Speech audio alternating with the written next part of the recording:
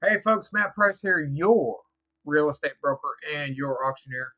Over the past week, I would have to say the internet has exploded with all of these real estate brokers and team coaches and everybody else just absolutely having a meltdown over a recent lawsuit with the National Association of Realtors.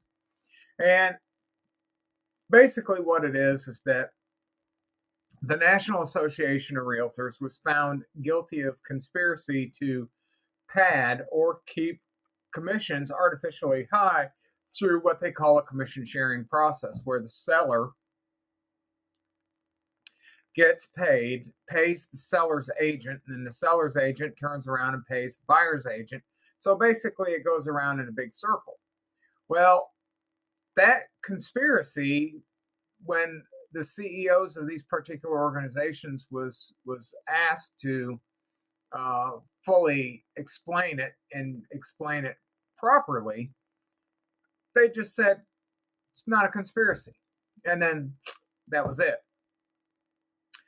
Well, because of that, it put into it put the real estate markets into what we call a conundrum, where they were just shocked that the NAR lost this case, and they were just shocked at uh, that not all of the information was presented. But in all of the YouTube videos that I've seen regarding this, there's one thing that really has not been discussed, and that is the agency agreement between the seller and the seller's agent, and the agency agreement between the buyers and the buyer's agent. So let me give you a little bit of what I'm talking about. In North Carolina, when you do an exclusive right to list a particular property for sale, you are signing a contract with a seller's agent to buy your or to list your property, market your property, and get it running and all this other stuff. Which is what every single real estate broker does, no matter if they are brand new or if they are not brand new. But here's where the issue comes into place with the conspiracy. The NAR has a playbook out there, which local associations picked up, and then the NAR says, well, you know what, this is how you should run your association. And then these other associations pick that up, and part of that is these MLS companies turn around and they say, well, if you want to list your property on our MLS, then you have to become a member of the National Association of Realtors. Well, there's a couple of problems with that. Is that the MLS was also dictating to these companies that, oh, by the way, you have to split your commission. And then part of this lawsuit was that the NAR was saying, well, no, it was completely optional. Well, that's not the practice, because most of your MLSs will not allow you to put zero, which if I'm representing the seller and the seller says I don't want to pay a buyer's agent, I'm not allowed to put zero into the MLS.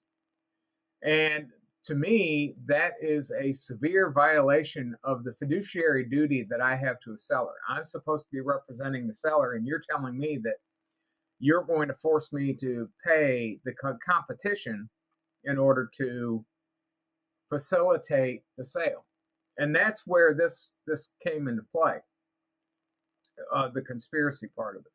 It turns into a big, huge thing where you can't really explain it, because not only do you have the MLS saying that you're going to be giving a split, but you also have the MLS saying you have to be part of the National Association of Realtors. National Association of Realtors says if you don't do it this way, then you're going to lose your error and omission errors and omissions. Then on top of that, the licensing says that you are the fiduciary of your seller, and you represent your seller as how your seller is supposed to be represented. And then they say, well, you're an independent contractor. You have the ultimate authority as to what you're going to do to represent your seller. However, all of these other rules won't allow you to represent the seller in the way the seller wants you to represent. Do you see where this turns into a mess? So what I have decided to do, and this is going to have a lot of repercussions for a lot of people around this area, is that if you sign a listing agreement with me, I'm only representing you. I'm not representing other buyers. I'm not representing other sellers. If you say, well, you know, Matt, I'm going to give you X percent, and then you can go ahead and divvy it up amongst the buyer's agent, I'll do it. But I'm not going to do it automatically because I am your employee. I am not everybody else's on this planet's employee. I am representing you. I'm not representing the buyers. I'm not representing anybody else. Now, if there are real estate brokers out there that go, oh my God, what are we going to do? Well, that's your problem. It's not my problem. My problem is I understand that I either represent a seller or I represent a buyer, and I understand that my exclusive buyer agency agreement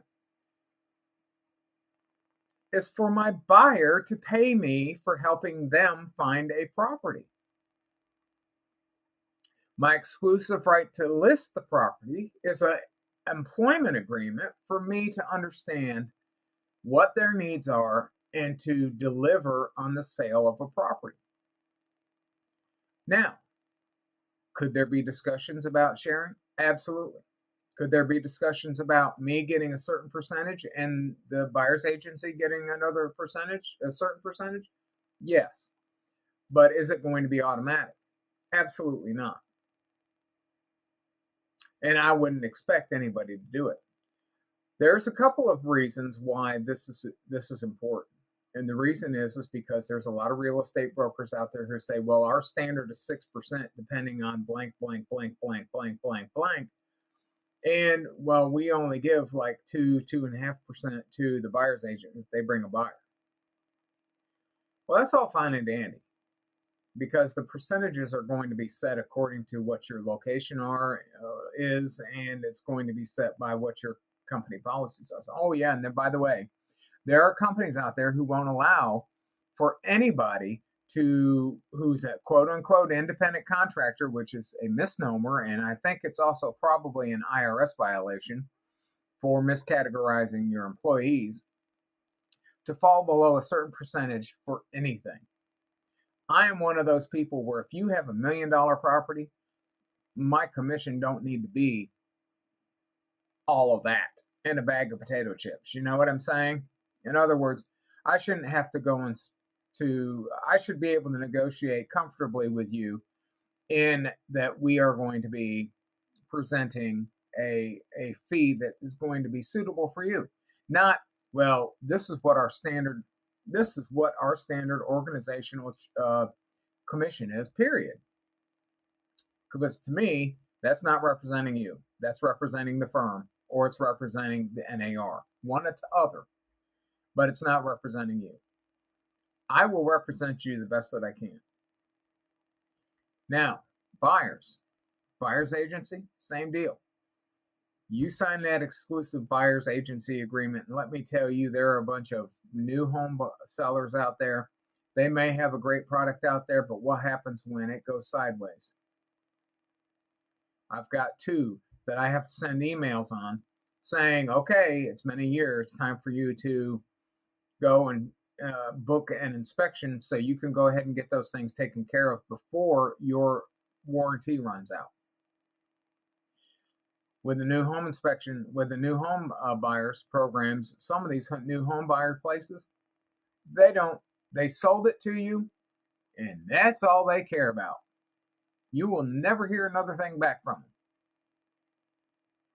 until you are sitting at the HOA meeting and you're complaining with your other fellow homeowners, and they come to find out it was a standard practice across the entire board of just what we call half-assing it, and then all of a sudden you have a problem across your entire neighborhood, such as Chinese drywall back in the early 2000s, where it was causing mold and mildew and all this other stuff, and people had to spend $10, $20, $30,000 in order to remediate it.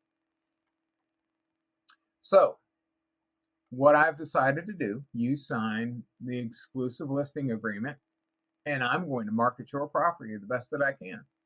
And you are going to pay me for doing all of that, and probably a lot more than your standard real estate broker will do. If you sign an exclusive buyer agency agreement with me, then I am going to represent you the best that I possibly can. And you're going to pay me for that. It's no different than if you go to an attorney.